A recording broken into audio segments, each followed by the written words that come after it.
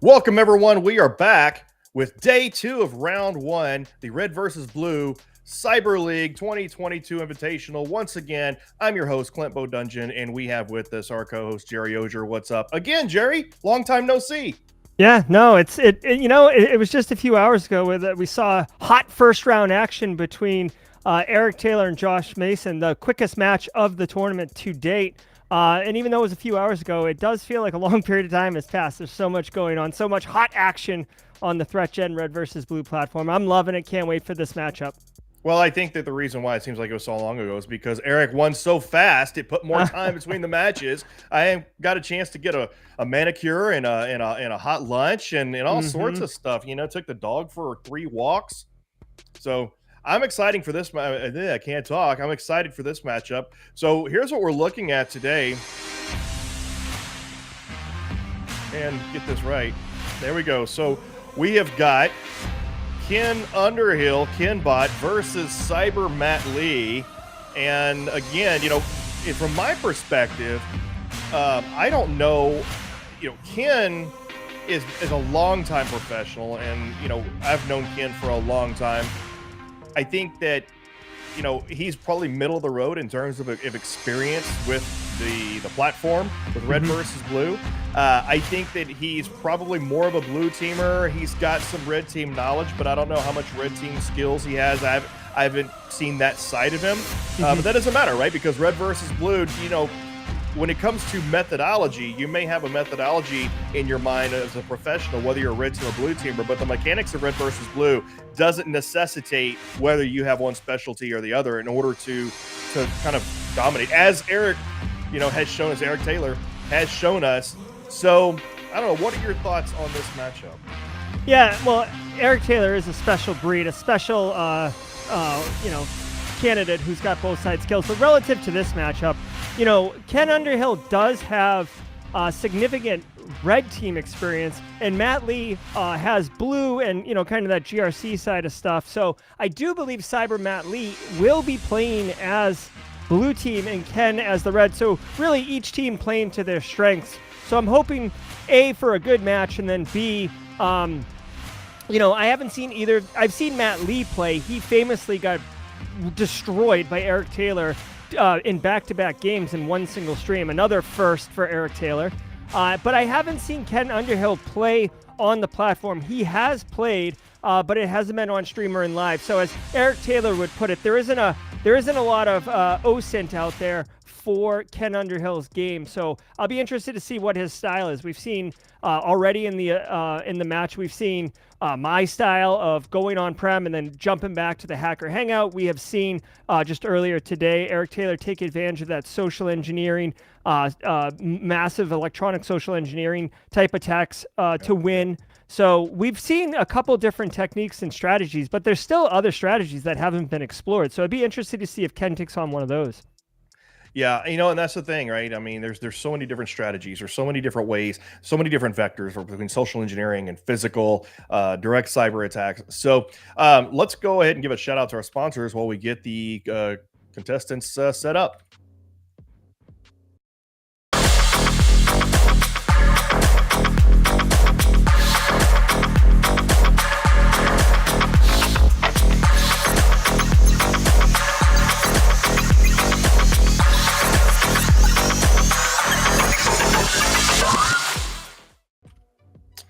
All right, we can see Ken there is waiting in his starship, his spaceship, or whatever it is. Yep. And I think there we go. We have Matt Lee starting. Do we know who's blue team and who's red team? I think it looks like Matt is blue team. Oh, I guess Matt Lee is live. Okay, very cool. Yep, very he cool. is live. So yeah, go ahead and give him the green flag, the green light, and they can get started. Yeah. Well, I want Ken to go full screen here. You know, we do have a couple production things here, but I'll let them know that they can go live. Yeah, there we go. He's starting to get his thing stood up. There we go. All right. So if you're in chat, if you've been following the matches throughout the event, I recognize some of you, Just Ben, Justin Loken, Munchkin, a lot of the Simply Cyber crowd up in here. Hi, Michael Crean, Jermaine Wilson. If you've been following, please let me know in chat what you're thinking as far as who might win today. Yeah, from my perspective, let's see here. We're just getting getting everybody set up. Oh, see Matt moving around his picture there. And also, just one thing, even though our competitors are experienced streamers, they might not be experienced with Restream in particular. So we're just getting them set up real quick. Matt Lee looks like he's in a cubicle. Very nice. He's giving the wave. I like it. Ken is just getting set up here. There is Ken. Perfect. All right. I think we're ready. Yes. All right. So now you can flip over to Ken just to confirm we've got that from a production perspective. Clint, and yep. See, here we go. Awesome. Multiplayer. All right. Yeah, so I've seen Ken practicing a lot on the server using the power of the server admin omnipotence. But I don't know if he's actually played any live human versus human. I think that might be why he's having an issue getting set up on multiplayer here. He's inexperienced with doing so. Yep. There we go. What is he doing there? Nope. All right. Ken, Clint, do you want to talk about some of the meta stuff that you talked about in round 2, potentially? There's nothing really to mention. Yeah, there he is. He's getting set up now. There's nothing really to talk about yet. I don't want to disclose that until later. Okay, here we go. All right, perfect. I see that. All right, we are now ready to rock. I love it. All right, Cyber Matt Lee, you can start the game. All right, I am super excited. Every match we've had to date has been wildly entertaining. I have absolutely loved it, and I'm really hoping for this one to be as equally exciting as all of the matches to date really have been. Oh, and he's got the pipeline map. This is the map. This is the medium map. He's going with his policies and procedures, getting his baseline set up. But and I can also tell that Ken is already queuing up his stuff. Yep, he didn't waste any time there. Nope, not at all. Yeah, I'll be asking the players to show their activity logs so we can get some better visibility on all of that. Oh, he already pushed over. Wait, there we go. All righty. All right, I've got chat up. I've got them up. I've got all these feeds up. I am maxing out my 2 screens, Clint, so very excited about that. All right. I have limited screens right now because I'm in a temporary studio, so... Okay, very good. All righty, so I think Ken is getting ready to make an on-site run. He's got the human social engineering researched. All right, yeah, he's moving right to perimeter. And he's doing some more research. See, I appreciate this. Ken's going to make a run. He is researching the right things. But I would really encourage someone to go a little bit deeper. It'll be interesting to see what Ken can accomplish with not having a ton of human social engineering researched. You know, well, what I mean? and he's going to be doing that. He's pumping that up. But I don't know if Ken. I don't know if he knows that the HMI cheese has been nerfed. Let Matt know to hit his minus key on his keyboard to adjust his resolution for his Mac OS. I will. All right, what else is Ken doing here? He is currently remote. He's moving into the plant using physical, I think. Yep, he's going to use physical intrusion methods to move further into the plant. All right. Wow. So he is aggro. You know, it's interesting. Cybermat Lee has developed video surveillance, so he has early defense in place. Yep, he's even got some network. Oh, see, look at that. Has been kicked out already. He was on the perimeter. Matt Lee has video surveillance, and it paid off. Boom, Ken is kicked out. His initial strategy has been thwarted. Yep. And we're gonna have to see, because Ken spent a lot of resources on developing that human SE. So it'll be really interesting to see what he can do with that. He's persistent. Yep. I'm also gonna ask CyberCan to close that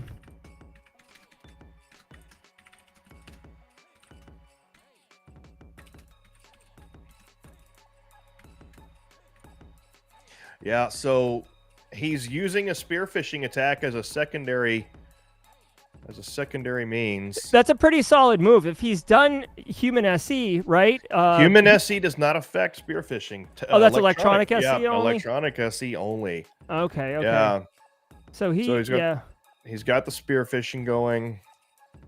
I will say he's lucky that he got kicked out and not arrested. You could get arrested, and that is a 3 resource penalty for 3 turns. It's very devastating in the early game for Red Team. Yeah, it really is. All right, so he's done electronic SE now, so he's bumping that up. So he's really going to social engineering. He's bumped up his human SE. He's bumping up his electronic SE. Oh wow. Yeah, so Matt has his network segmented. Yeah, he must be having issues with his minus key resetting his. It's fine. We can see everything. It's just fine. I just thought it might be easier for him to see. All right, and he's doing his ICS safe testing methods, which means he's getting ready to do a vulnerability assessment. He is wasting no time in getting his basic blocking and tackling, some rudimentary monitoring set up, and he's going for his assessments. He's going to start hardening pretty fast. Ken has done you know, it's crazy. These guys, they 60-second turns, but both guys are playing like 10 to 15-second moves. Like, this is an incredibly fast game. It's like speed chess. Yeah. Man, he is bumping up the social engineering skills. Oh, yeah. He's got his safe testing method. He's going to start doing vulnerability assessments now. He's got his asset inventory completed. Man, he is moving. Yeah, both guys are moving. I like this map. I think it's big enough for some interesting stuff to go on, but not so large that blue team is kind of at a loss. This is the pipeline map. It's typically considered to be the medium-sized map. The manufacturing is the small map, and the large oil and gas is the large map. Ken's doing some service enumeration on those devices. He's about to find out he doesn't have enough resources to do this. He's going to be disappointed when he finds that out. I do find it interesting. He's bumping all these things up, but he is trying to do some research on what these assets are that he has access to, probably so he can start poking and prodding them. Ken, this is just one of those indicators that Ken isn't super familiar with the game. He's only got 1 asset left, and research takes 2. So he'd have to either pull back one of his service enumerations to free up a resource and do the research, or do a service enumeration. If it were me, I would have pulled back a service enumeration simply because I am all about maximum resource utilization. That's my bag. All right, so he's got some assets identified with port scans and service scan. Service scan is those blue. Yeah, he doesn't realize he doesn't have his vulnerabilities yet. He's clicked on the shield. Yeah, I think Ken is probably one of the most least experienced with the games. But between Ken, I don't know, Ken, Stacy, and David Meach were probably those are the most inexperienced with the game. But the difference between Ken and then the other two is that while he's inexperienced with the game, he's got a lot more cybersecurity experience. Yes, this is true. So it looks like Cyber Matt Lee is focusing. He's looking at his OT infrastructure and trying to decide what he wants to do. He's installing antivirus there. He is very limited on resources. Only 3 analysts on the blue side to do all of the work. So very much like reality, right? Where you're, trying to make ends meet. Now, Clint, question for you. He's got an outdated firmware attack on here. You don't research outdated firmware. You just attack it. So how's the chances of Ken pulling this attack off if he decided to move forward with it? Well, I guess he's not, but... Yeah, I mean... So there's really nothing that defends against. There's certain vulnerabilities and certain attacks that the blue team has that can buff against attacks for certain vulnerabilities, and outdated firmware is not one of those. So he would have a decent chance of exploiting the outdated firmware. Come on, Ken. Oh, here we go. He is going to attack it. He's going for the outdated firmware attack. This would be a front door hit. You definitely, in my opinion, you don't want to do denial of service on a gateway firewall. Yeah, not yet, unless you're trying to do like an emergency last-minute P&L victory or something. Yeah, exactly. Back on the blue side here. Cyber Matt Lee's trying to figure it out. He can't hire new staff. He's way underfunded for that. He's doing system hardening. Doesn't cost any money. System patches doesn't cost money, it just costs people. He's gone ahead and passed the turn. Ken's attack looks like it failed. Yep. So he's doing electronic SC again. So I guess Ken's thinking since he can't really penetrate the hard candy shell of this organization, he's going to try to have someone take inside the GUI soft center, open an email for him. M&M security. A jelly donut. All right, so he's got his vulnerability assessment. He's going to start hardening. He's changing default credentials on his devices. Now, I'm going to tell you right now, I think that wasting resources on hardening and patching network devices, like specifically switches, is a waste of resources because hardly anybody focuses on switches. Although there's a little known effect with a switch is that if you do compromise a switch, you get visibility of all the devices connected to it. Yep, that is interesting. But like, endpoint security, zero trust architecture, putting the EDR, if I do play blue, I'll tell you, I liked Eric Taylor's strategy when he played me many moons ago of, one of the very first things he did was like EDR on everything. He wanted visibility, and I found that to be a pretty useful approach. Now, Clint, let me ask you this. Log analysis action versus EDR. Do you need both of them for your SIM to find things, or is it, what's the difference? Your EDR is specific to your computers, your PCs. And log analysis is specific to network devices. Oh, I see. Okay, very good. So, another strategy that I haven't seen anybody use yet, maybe I'll keep it quiet, I don't know, but I think it'd be interesting to see, which is, I'll tell them. So an interesting strategy would be to deploy threat monitoring really fast. Get it out as fast as you can on everything. Let the red team in using what I call the bastard operator from hell. Actually, it's from Alex Goodwin. The bastard operator from hell strategy. Let the red team in, and then every time you detect something, get that threat intelligence. Do forensics, get that threat intelligence, and go for a relatively quick threat intelligence victory by just letting them in the front door and just picking them off. Oh, very nice. Kind of the like a rat trap almost, right? Exactly. All right. Looks like Ken did find the recruit hackers button, and he is almost done with that. Turn 2 of 3 right now. So once he gets those hackers, he will be able to do more. When we look at Ken's team screen, he is in desperate need of some help. So Cyber Matt Lee is feeling the burden of a CISO life. All right, he got new hackers. He's got the hackers. He's got those resources. He definitely needs something because he doesn't really have anything going at this time. Yeah, turn 17 with 2 remote users and a gateway firewall. That's very much, you could see that from turn 2 with a OSINT and then host scan from the internet. So let's see what he's doing. Yeah, Matt's just going nuts on the hardening systems. I mean, he's really got his stuff together. I've watched Matt play a few rounds online when he was streaming, and he's actually, even for a beginner to the game, Matt is really good at this game. I mean, for being a beginner, he's really good at this game.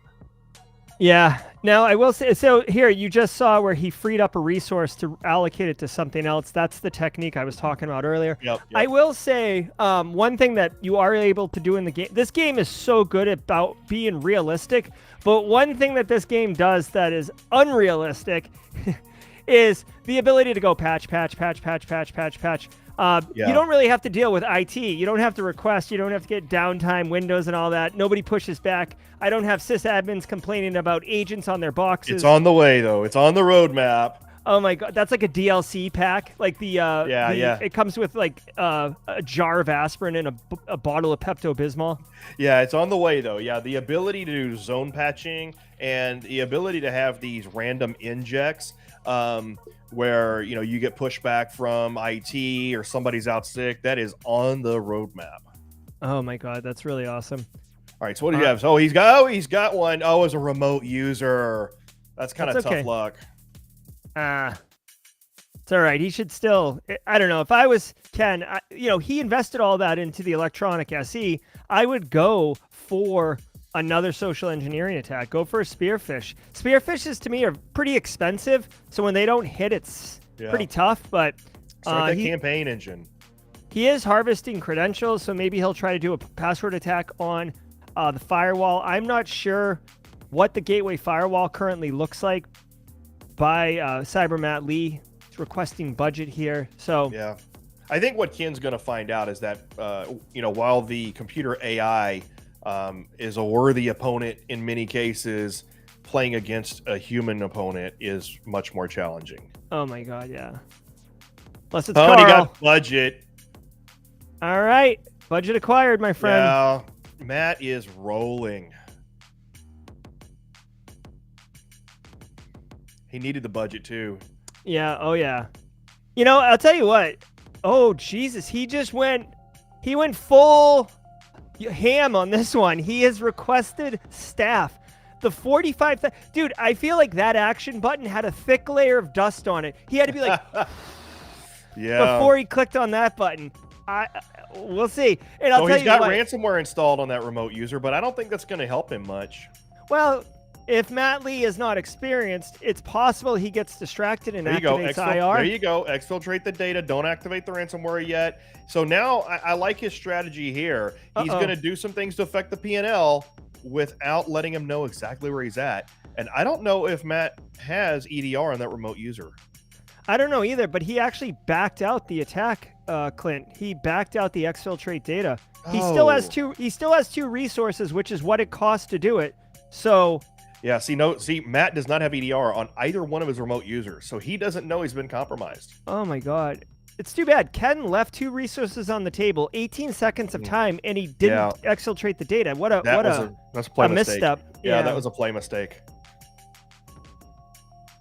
Looks like Ken's gone on site. He's in the parking lot. But again, he's on site, but did not create a malicious USB for a drop. So unless he plans on digging deeper into site, finding HMIs, doing physical recon to find devices and plant Trojans, he's kind of fumbling around a little bit. Yeah, his electronic SE is maxed out. I would be crafting really well-written spearfishes right now and just launching them, opening a campaign. Now, Clint.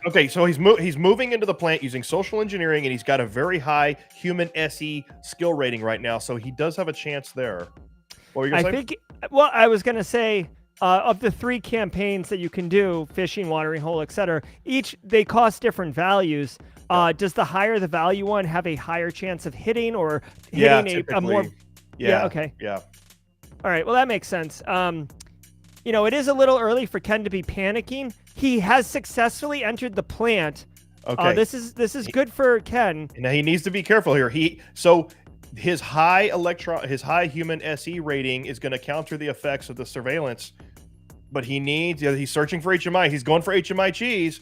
He is searching HMI and he is searching for devices as well. Yep. So searching for HMIs that has been nerfed a little bit, but it's not impossible. But it does take 2 turns to achieve now. So, well, Clint, let me ask you this: if Ken finds some devices with his little physical recon, can he plant Trojans on those devices and have persistence? Yeah, he can, but not only that, he can plant a rogue device right now if he wants to.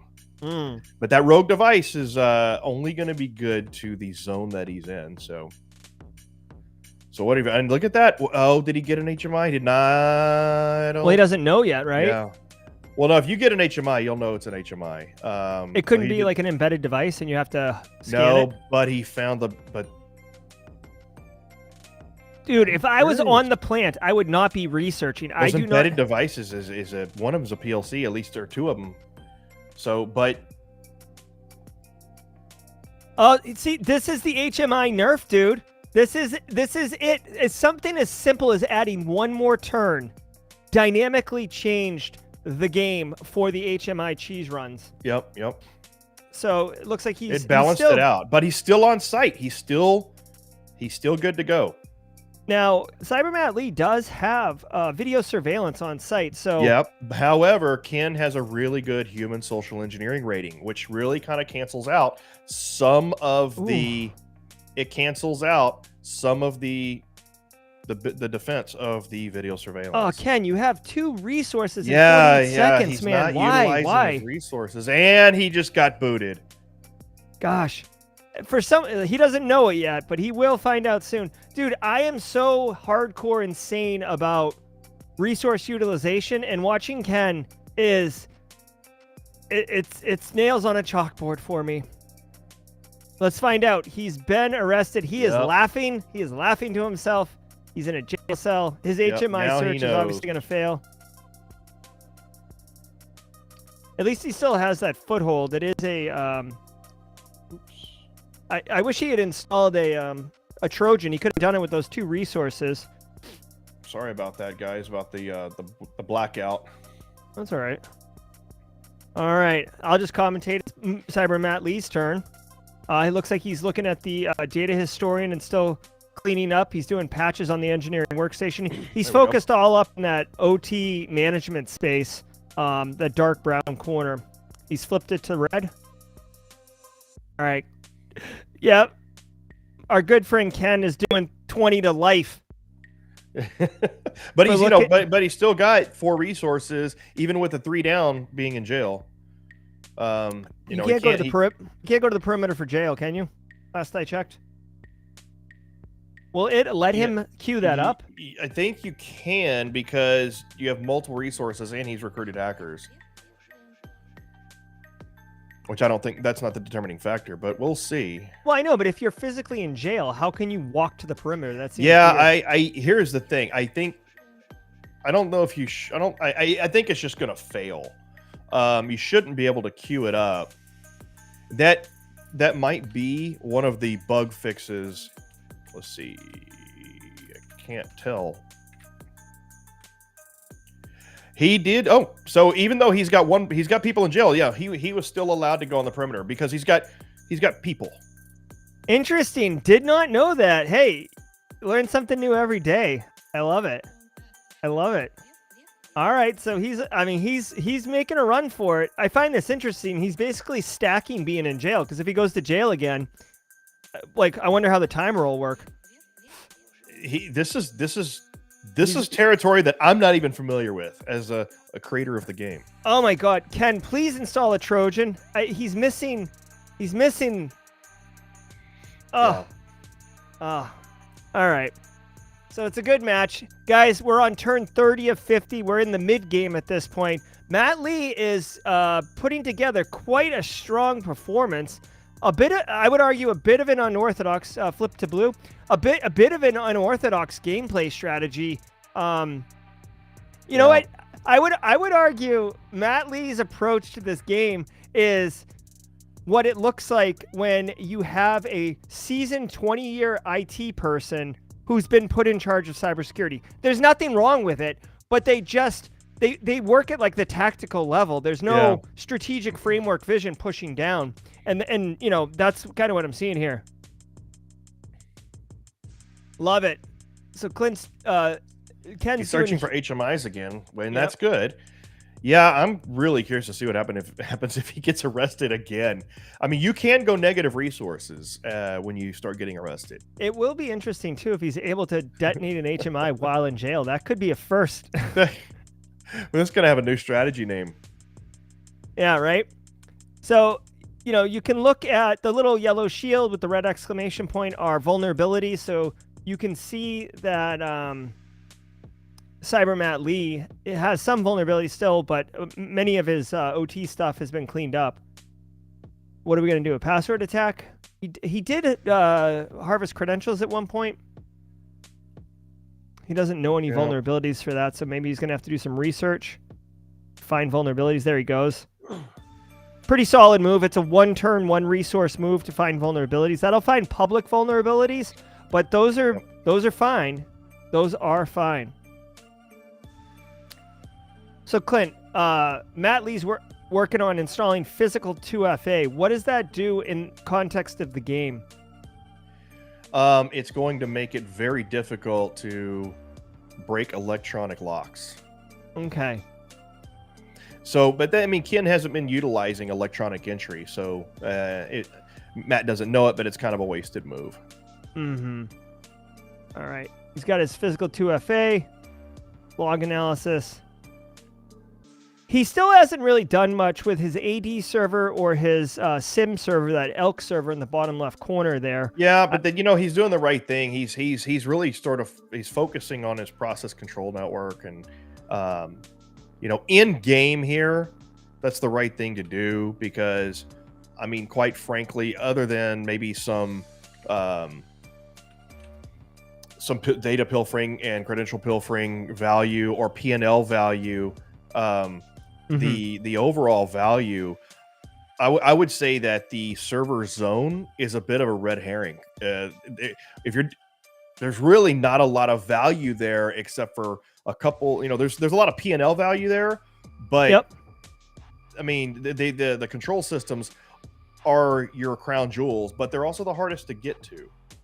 Yeah, but I feel like a ransomware AD server is pretty good. Or we even saw in a friendly exhibition match I had against Matt Lee, I believe, I compromised the SIM server, and they lost total visibility across their entire network.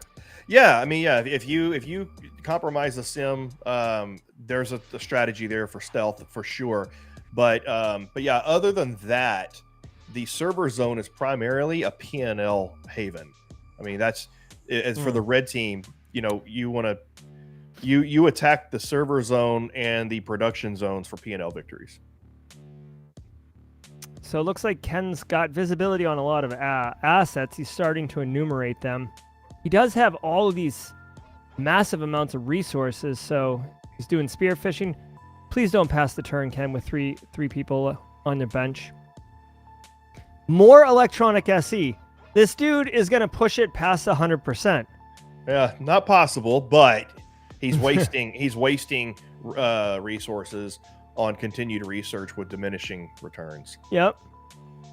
So Matt Lee's considering security skills training. He decides to go with it.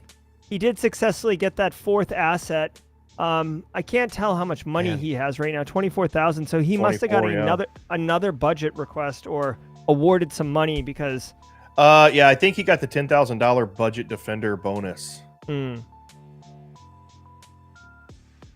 like it. I mean, you know, you said that, you know, he pretty much acts like a an IT person moving tactically or whatever, but it's systematic and it's methodical, right? And it's paying off against, Ken here. Yep. I think that you can move tactically with a spread out approach like this if the red team doesn't really have a methodical approach, a really sound strategy, know what they're doing. But somebody with a more advanced play set, experience, and a strategy, you can't use such a spread out approach. You're going to have to be more strategic, and you're going to have to be ready to pivot quickly. Yeah, well, Matt's really hard. He might. I don't know if he can do this in 50 turns, but the all clear win condition, we don't see the all clear win. It can be done. Our beta testers have pulled it off. We don't see the all clear win condition very often, but for those in chat who aren't familiar with it, there is a situation where the blue team can win before the 50th turn if they remediate all vulnerabilities in the environment. It's a hard one to achieve. Yeah, but and that's why we don't really even talk about it here in the competition, because it's so rare. But I mean, oh man, if he pulled off an all clear victory during competition, that would be epic. But he's going to have to do pen testing to pull that off, and there's a very specific strategy of combinations you have to pull off using vulnerability assessments and pen testing in concert to be able to find those 0 days. And you can't have the red team in your network. So he has to... Look at there. Wow. How did he hit that? I think he got lucky on the engineering workstation. No. He did that Spearfish campaign. Yeah. He's electronic SD. He's got an engineering workstation. Kent, he's got 7 resources. You need to damage the ICS right now. Now let me ask you this. Like, Ken, what are you thinking about? Yes. There's no way to protect from this, right? You got to eliminate the threat. I mean, I know that. So he knows it. See, he says the only way to protect against this is to immediately replace that asset. And he has a turn delay, a 1-turn delay to get into IR mode to do that. If Ken gets lucky on this damage ICS strike, he will have pulled out a massive upset here. Yes, it will be a massive upset. Matt Lee does not look like he's interested in activating IR. He's activated IR. He's got 3 resources. Definitely need to use them. That's Matt's inexperience. If Matt, he's focused on userland right now. Matt's inexperience with the game and with OT is going to hurt him right now, because there it is. Boom. Yep. And there it is. Oh, what an upset. Because Matt didn't understand that the engineering workstation is the true keys to the kingdom. Wow. What an unexpected victory. Wow. Red team wins again. Slow start with another lucky spearfishing strike. The last 2 games have been won with lucky spearfishing strikes. Absolutely. Now, I would say that Eric's was lucky, but it was also systematic. But Ken did, to be fair, Ken started off with the same strategy that Eric was using. Or he at least pivoted to that. Wow. I got to say, another exciting match. Matt Lee was doing the right things. Ken was kind of all over the place. But damn, definitely worked. Unfortunately, Matt did have an opportunity there to intervene on that compromised engineering workstation and either disconnect it from the network, which would have worked, right, Clint? Yeah. Or replace it. Let's get them over to the server. Yeah, I'll invite them right now. Oh, I see what you're doing. Okay, you're doing it. This is ThreatGEN Red versus Blue. It's on. Go to threatgen.com for more information on the game itself. What a match. What a match. Yeah. Ken wins. Ken takes the W. I gotta say, Red is winning 3 out of 4 in the competition right now. So yeah. All right, let's get these guys on here. Yep. Ken. So man, guys, good game. Let me tell you. Yeah, I know, Matt. Let me tell you something, guys. So, and I'm just gonna say this before we get into your strategies and talk about that. Let me just tell you that, Matt, you were doing a fantastic job. You were methodical. You were systematic. You were putting up, you were the Pittsburgh Steelers Iron Curtain defense. And yeah, man. It was, of the 70s, and it was amazing. It was a thing of beauty. And You thwarted a couple of Ken's initial early strategies, but he stayed persistent. No pun intended, with that electronic social engineering, and he kept the spearfishing going. And in the end, he ended up landing a lucky strike. I mean, the luckiest strike that you can land in the game is a spearfishing attack or a USB strike on the engineering workstation. And I was telling Jerry that you didn't look too urgent about that engineering workstation getting popped because the way that why you're moving around and things like that. And I said it's probably your inexperience with the game combined with maybe some inexperience with OT to understand that engineering workstation is the keys to the kingdom and has direct access to the PLCs. So talk to me, Matt, a little bit about your strategy there. It was pretty apparent, but I'm really curious about what your reaction to when you saw that engineering workstation getting popped. No, I think you hit the nail on the head. I knew that, at least in I played a bunch of games yesterday. I've been practicing the last couple of weeks, and it really kind of comes down to that there are particular assets that in the map don't tie directly to their value and risk, right? And what I mean by that is if you look at the engineering workstation, it's placed in a different subnet. It has no logical view to connect to those other assets, but you don't see the serial cable laying on the floor that runs straight to the PLCs that literally is touching the PLCs as a direct response.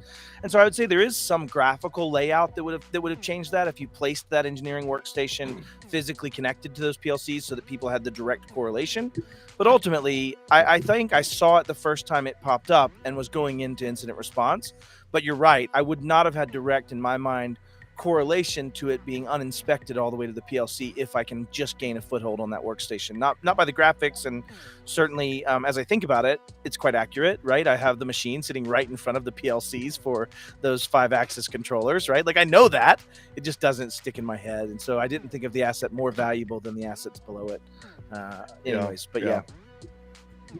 So Ken, what was your initial strategy? And it looked like that you kind of thought about pivoting and then you went back. Like talk us through, all that. Yeah. So initial strategy was let me get in physically and get there the fastest. Once I got arrested the first time, because I think I got it 2 or 3 times. It was twice. I was arrested twice. Yeah. But first time I got arrested, I was like, okay, let me pivot to more of the electronic social engineering and focus on both phishing, email phishing, and spear phishing attacks. And then I did that for a bit, started just doing the traditional route through things. And then I thought in my head, I was like, well, he's going to be focused on that now. Let me try again to get back on the physical side. And then, of course, I got arrested again and then came back to it. And yeah, like you said, Clint, that was a pretty lucky strike to get that engineer workstation. So go ahead, Matt. If you watch it too, whenever I saw the workstation pop up and I saw my unpatched vulnerability on the PLC, I'm like, oh, it's over. Like it's over. He's going to trained on this, this type of attack mechanism. But so this, I mean, the time was almost identical, down to like 3 or 4 minutes from this morning's match. The ending of this match felt a lot like the ending to this morning's match with Eric Taylor, in that he did kind of the same thing, but his strike wasn't on the engineering workstation. However, the difference in these two, no offense, Ken, but because your strategy was kind of back and forth and went different, here's what it felt like to me. Eric Taylor's strategic approach was a Navy SEAL team strategically and methodically entering an adversary's stronghold and taking them out as intended. Ken, you were a burglar in the night, rattling doors and windows, walking around the house, looking for a way in, and happened to find a broken window with the door open next to it. Hey, and walked right in.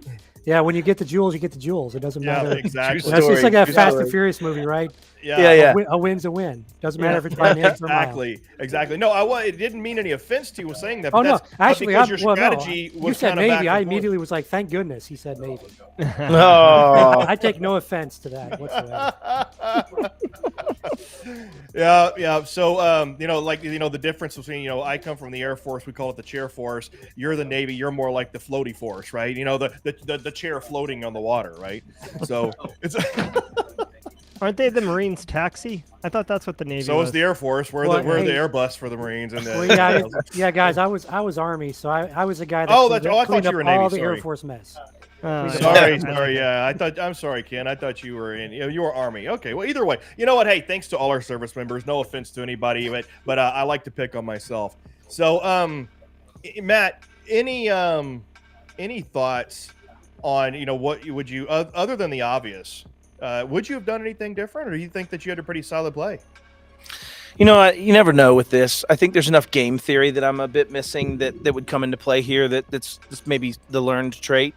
But from a practical, harden the assets more that have more impact to you, right? Deal with those. In fact, other than the fact that I did not realize that this machine had one-to-one access, I thought it would be a pivot that had to then gain access to those PLCs. Yeah. I would have changed that and hardened those assets first instead of the PLCs themselves a little more. But other than that, it's the strategy of I've got to get the policy. I've got to get the executive team into giving me enough funding to have the budget to have another human and then build access and get more and more ramped up on these. And I think had I gotten another 4 or 5 turns, I think that actually would have been even harder to have come across because I would have had EDR rollout complete. I would have had the USB protection more protected. So I'm good with my strategy on this one. I think I learned a lot from the last time in at least some of the base layers that need to exist. So. Well, to your point, you said earlier, there were some visual things that could have helped and everything like that. And it's a simulation. It's not a perfect fidelity to real life. But there are a great things, training tool though, for sure. But we are improving it, right? And there are things that we have on the roadmap to help. And that's one of the reasons why we like to have these tournaments and we like to watch players play is because situations like this is like, oh, that's a great idea. We could actually kind of improve the visibility or the knowledge that workstation is connected to these PLCs and improve that a little bit. So all these things help, and the development of the simulation is going to be an ongoing process, as is this league, and hopefully we just get this moving in a very fast direction moving forward to where it serves its purpose, which is like everybody learn. And for anybody not following that delineation, if you looked at it the way the map looks, saying, hey, the PLCs are down here, then if I'm on a machine over here, I only just have one less firewall between me and it, but I still have to communicate with it to make it happen. But when you are talking about PLCs and when you are talking about these logic controllers, they're usually serial. They're usually connected to that machine. They used to be. Directly can be manipulated, right? They used to be. Now, though, for at least a couple decades now, they've been converging with TCP/IP protocols, and even more so now. And so that's the reason why they're conveyed the way they are. On the large oil and gas map, where you have serial radio connectors, they're right there. Yeah, and there is in fact in the new versions updates of the game coming out, you'll see a dotted line that represents serial connections. And so cool. But yeah, nowadays a lot of PLCs are connected via TCP/IP. And so that's just makes sense. The reality of a converging architecture to many operators' dismay. So anyway, Ken, anything? I mean, you did pull off the win there, but we noticed that there were a lot of resources left sitting on the bench to Jerry's dismay, and then. Yeah, I have an unusual, like, it's probably neurotic. I have an unusual, disposition of anger and disgust for misused resource or for not full resource utilization. Well, you saw my one. Yeah, when I play, if I get under like a 97% resource utilization, it's like the worst day ever. Like, I'm just going to bed after that. Yeah. Well, so I mean, is there anything you would have done, differently? What would you have done, or what will you do next time to improve your play, if you want to reveal that? Well, I don't think I'll reveal what I'll do next time. I just think that I would probably focus a little more on the electronic route, especially around the spear phishing. Not saying I'll do that next time, but I think that I did see that one with Matt and Eric. So I was actually I think it was Matt and Eric, where Eric jumped in physically. So I was like, well, I think Matt will probably defend against this, but let me just see if that's a quick win or not. So and he did. He jumped out with that surveillance really quick.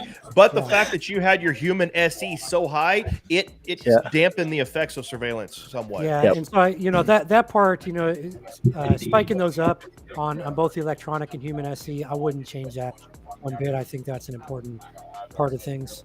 But yeah, I mean, overall, jumping around, just adapting to what the other team was doing. And I think that that simulates real life of maybe your non-nation state level attacker coming in, that they're going to say, oops, crap, I can't get this machine now. Let me pivot over here, try this route. Right. So. Well, I hopefully, Matt, I've watched a few of your streams. Remember, and so I was there on a couple of your very first streams ever under my alter ego on my 1W with Eric Taylor, right? The first game, the 75 round W, as a matter of fact, actually. That was nice, yeah. But I'm even going further back. I was watching you practicing on your channel. I was there under my Arcades and Indies alter ego, and trying to help you out and give you advice. And it was very helpful. So I've seen you a few times playing and everything like that. And even though that you're gone from this tournament now, you're now eliminated. I really hope to see you back in future tournaments and league play. I will be, because you are a fierce competitor and you add value to everything that we're doing here. So thank you very much. So appreciate y'all. Hey, go beat him, Ken. Yeah, my final final thought is go whip Taylor's butt. Like it's his turn. Damn it. Well, I'll be really curious to see. So Ken played as red and Eric played as red. They both can't be red, obviously. No. So they'll either have to be a gentleman's agreement or the coin flip, which is random and fair. So it'll be curious to see which one will be red, which one will be blue. And how that shakes out. Eric Taylor does boast that he is great at both sides. So he does. We should test that. Yeah. If I was being given the coin flip, I would say Eric Taylor's going to be on blue, personally. And give Ken a chance to improve on his strategy. But so we will have those matches posted at some point tonight. And so we're going, and maybe first thing in I can tell you the next match. I can tell you the next match. So the next match will be Stacy Loki versus myself tomorrow, Wednesday, September 21st at 3 p.m. Eastern Time, 2 p.m. Central Standard Time. Okay, so you have decided that is in the afternoon, and then and I will be red team, and she will be blue team. Yeah. Now, so we had to flex. Ken and Eric will play next. And we had to flex that from tomorrow to Thursday due to a scheduling conflict with Eric. So the next match we'll post that tonight and get all that up tomorrow morning. So what are you posting there? Okay, so it's 12 p.m. Eastern on Thursday is when it is? Yeah, Ken and Eric. Yeah. Okay. Well, we'll get it all posted. Look to social media. It'll be out there. We've got the same look and feel for all the play cards, for all of the promo material, so you'll know it when it's coming. But round 2 action, first game tomorrow on Wednesday, the second game on Thursday, and then the finals on Friday. It's pretty epic week of activity and competition, and so far it proved to be a really well received, well fought, and in some situations surprising round 1. Yeah, and we do have, since I let the cat out of the bag earlier, and then Jerry asked me to kind of talk a little bit about it earlier. We've got a small twist coming for round 2, so we're gonna switch up some of the meta numbers for round 2 a little bit. We're gonna make it a little easier to do stealth on the red team. We're probably going to do something with the resources a little bit. So we're gonna kick up a twist for the round 2, and then I have something working special for the finals. Not going to release it yet, but we have a very special little twist coming for the finals, so you got to stay tuned for that. So, all right. On that note, thank you very much to the audience for joining us. Thanks to competitors. This was a great match. Ken, thank you very much. Matt, thank you very much. Jerry, thanks for joining me. And we will catch everybody on the next one tomorrow afternoon. Take care, everybody.